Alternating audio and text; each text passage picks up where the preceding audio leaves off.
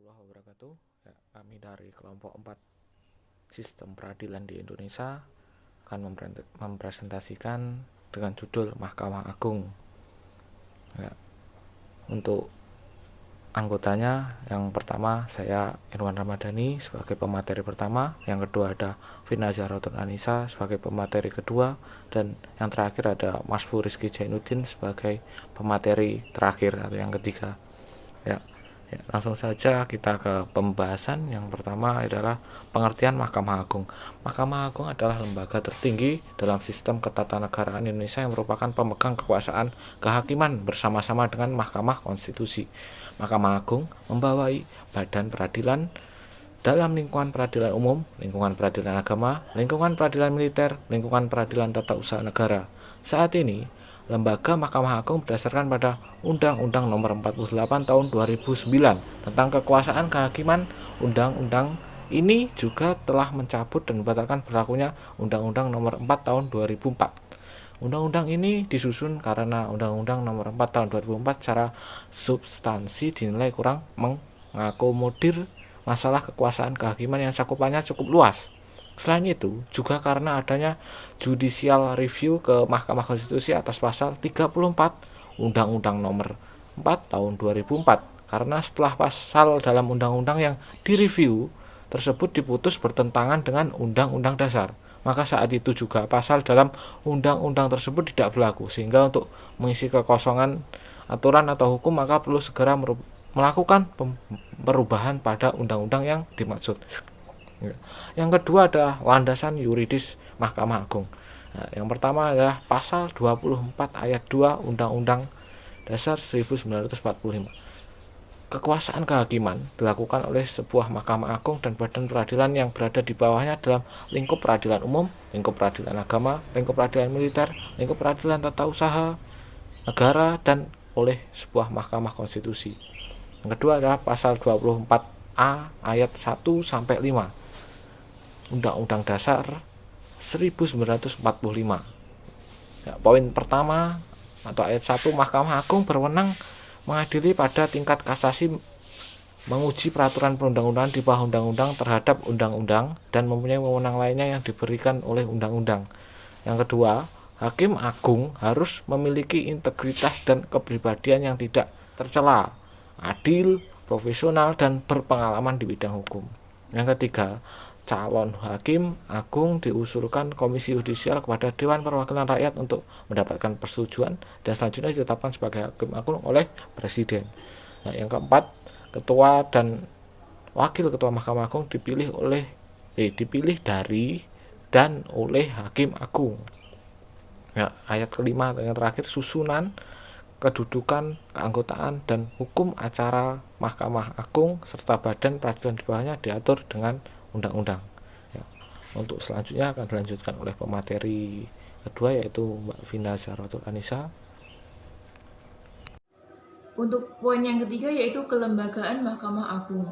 Mahkamah Agung terdiri dari pimpinan hakim anggota, kepaniteraan Mahkamah Agung, dan sekretariat Mahkamah Agung. Pimpinan dan hakim anggota Mahkamah Agung adalah Hakim Agung. Jumlah Hakim Agung paling banyak 60 orang. Untuk yang pertama yaitu kepemimpinan. Berdasarkan Undang-Undang Nomor 5 Tahun 2004, pimpinan Mahkamah Agung terdiri dari seorang ketua, 2 wakil ketua, dan beberapa orang ketua muda. Wakil ketua Mahkamah Agung terdiri atas wakil ketua bidang yudisial dan wakil ketua bidang non-yudisial. Wakil Ketua Bidang Yudisial yang membawahi Ketua Muda Perdata, Ketua Muda Pidana, Ketua Muda Agama, dan Ketua Muda Tata Usaha Negara, sedangkan Wakil Ketua Bidang Non-Yudisial membawahi Ketua Muda Pembinaan dan Ketua Muda Pengawasan. Untuk yang kedua yaitu Hakim Anggota. Hakim anggota Mahkamah Agung adalah Hakim Agung. Pada Mahkamah Agung terdapat Hakim Agung sebanyak maksimal 60 orang. Dan yang ketiga yaitu kepaniteraan.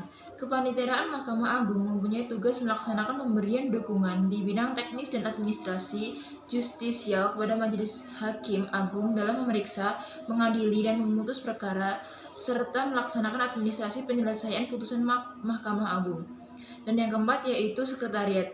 Di sini sekretariat dibagi menjadi 6, yaitu yang pertama Direktorat Jenderal Badan Peradilan Umum, yang kedua Direktorat Jenderal Badan Peradilan Agama, yang ketiga Direktorat Jenderal Badan Peradilan Militer dan Peradilan Tata Usaha Negara, yang keempat Badan Pengawasan, yang kelima Badan Penelitian dan Pengembangan dan Pendidikan dan Pelatihan Hukum dan Peradilan, yang terakhir yaitu Badan Urusan Administrasi. Yang kelima yaitu pengadilan tinggi. Pengadilan tinggi ini ada 5 tingkat. Yang pertama yaitu pengadilan tinggi, yang kedua pengadilan tinggi agama, yang ketiga pengadilan tinggi tata usaha negara, dan yang keempat yaitu pengadilan militer utama, dan yang terakhir yaitu pengadilan militer tinggi. Dan yang keenam yaitu pengadilan tingkat pertama. Pengadilan tingkat pertama ini ada 4 tingkat. Yang pertama yaitu pengadilan negeri, yang kedua pengadilan agama, yang ketiga pengadilan tata usaha negara, dan yang keempat yaitu pengadilan militer. Dan untuk poin yang keempat yaitu kewenangan Mahkamah Agung. Mahkamah Agung memiliki wewenang yang pertama yaitu Mahkamah Agung memutus permohonan kasasi terhadap putusan pengadilan tingkat banding atau tingkat terakhir dari semua lingkungan peradilan. Yang kedua yaitu Mahkamah Agung menguji peraturan secara material terhadap peraturan perundang-undangan di bawah undang-undang. Yang ketiga yaitu melakukan pengawasan tertinggi terhadap penyelenggaraan peradilan di semua lingkungan peradilan dalam menyelenggarakan kekuasaan kehakiman. Adapun fungsi dari Mahkamah Agung yaitu yang pertama sebagai fungsi pengadilan. Dari fungsi pengadilan ini yaitu sebagai pengadilan negara tertinggi. Mahkamah Agung merupakan pengadilan kasasi yang bertugas membina keseragaman dalam penerapan hukum melalui putusan-putusan kasasi dan perjanjian dan peninjauan kembali, menjaga agar semua hukum dan undang-undang di seluruh wilayah negara RI diterapkan secara adil, tepat, dan benar. Yang kedua yaitu sebagai pengadilan kasasi, dan fungsi yang kedua yaitu fungsi pengawasan. Yang pertama itu Mahkamah Agung melakukan pengawasan tertinggi terhadap jalannya peradilan di semua lingkungan peradilan dengan tujuan agar peradilan yang dilakukan pengadilan-pengadilan diselenggarakan dengan seksama dan wajar dengan berpedoman pada azas peradilan yang sederhana, cepat, biaya ringan, tanpa mengurangi kebebasan hakim dalam memeriksa memutuskan perkara. Terus yang ketiga itu fungsi mengatur, dan yang keempat itu fungsi nasihat, dan yang kelima itu fungsi administratif. Saya akan meneruskan dari penjelasan teman-teman. Perbedaan dengan negara lain,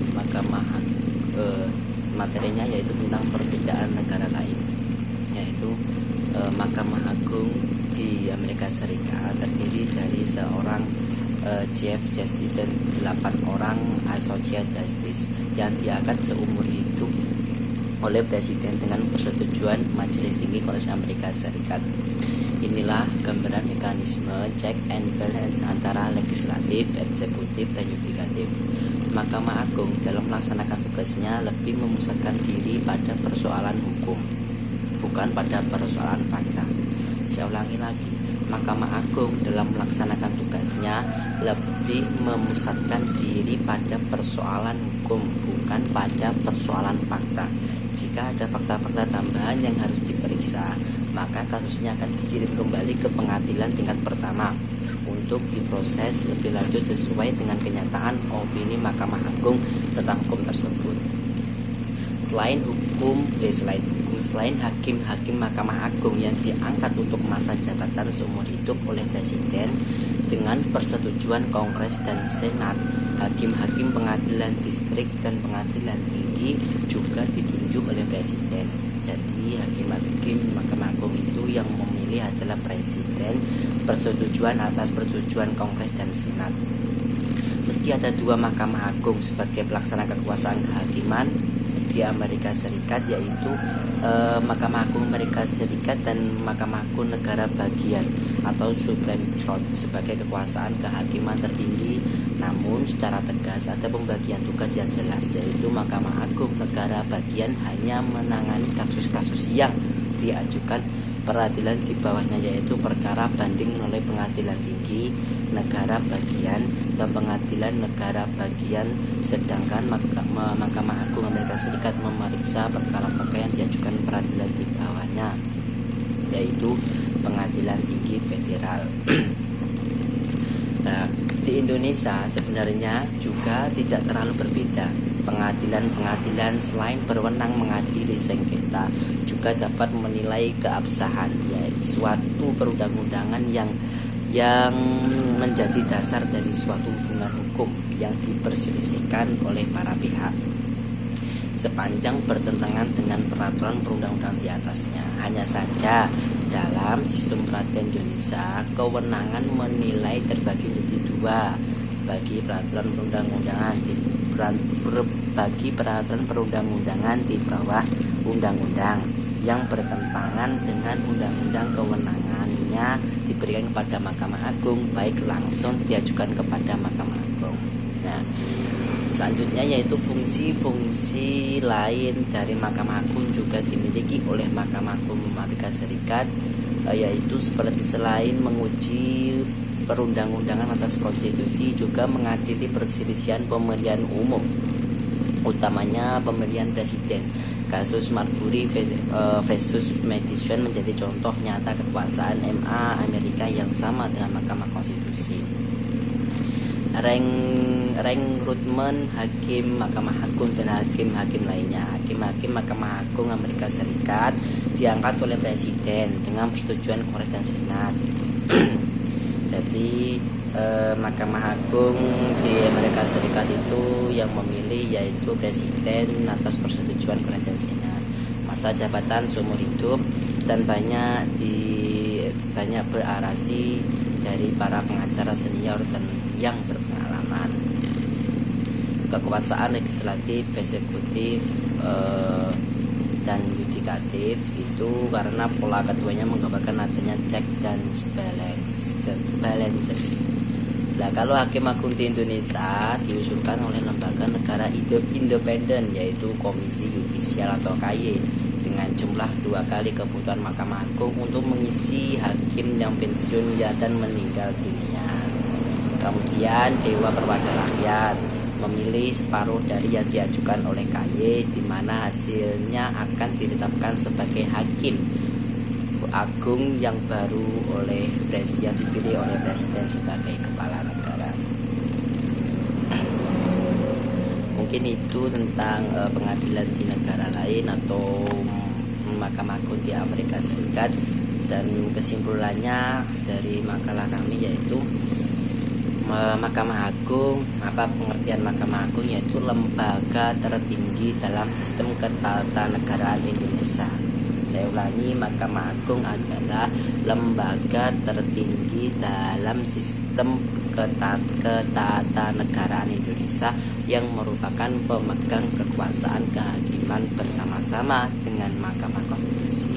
Ya, Mahkamah Agung itu membawahi badan peradilan dalam lingkungan peradilan umum, lingkungan apa itu? Lingkungan pelatihan agama, lingkungan peradilan militer, dan tata usaha negara.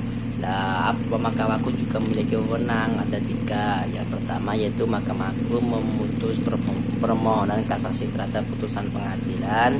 Mahkamah Agung menguji peraturan secara material terhadap peraturan perundang-undang di bawah undang-undang. Nomor 3, melakukan pengawasan tertinggi terhadap penyelenggaraan peradilan di semua lingkungan peradilan. Dan selanjutnya yang terakhir yaitu hakim-hakim Mahkamah Agung yang berada di Amerika Serikat itu diangkat oleh presiden dan persetujuan Kongres dan Senat. Meskipun dari kami